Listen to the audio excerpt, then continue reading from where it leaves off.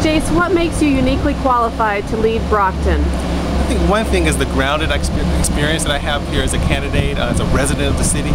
My office is here on Legion Parkway.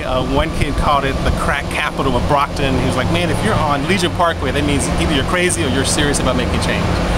What that means is that every single day there are folks going back and forth selling drugs. There was this one kid who was making that journey back and forth every day, and I finally went out here and I said to him, so what's your story? And he's like, well, what do you mean what's my story? I'm like, what are you doing and what do you want to do? And so I learned his name was Willie. He was from New York. He's a student at Brockton High, and he's out here selling crack. And I said, okay, let's just keep talking. So he would come back by again. He would wave at me while I'm in the office, and I would wave back. And once there were a few girls out here, and he wanted them to know that he knew me, so we're waving and all that sort of stuff. So I go back out again, and I said, help me win this election. You're really busy, but put that energy to some more positive use.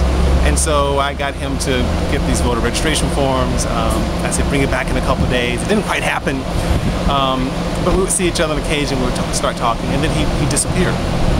And that was a great lesson for me, because I think he disappeared because he actually became embarrassed about coming back in front of our office, doing what he knows wasn't right.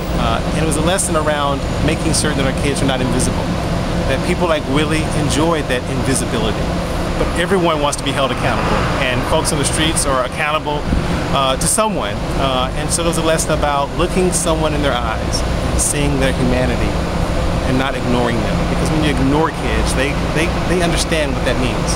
So being grounded, being right here in the middle of the city's biggest challenges, but also our greatest opportunities, is one unique experience I bring to the table as a candidate for mayor.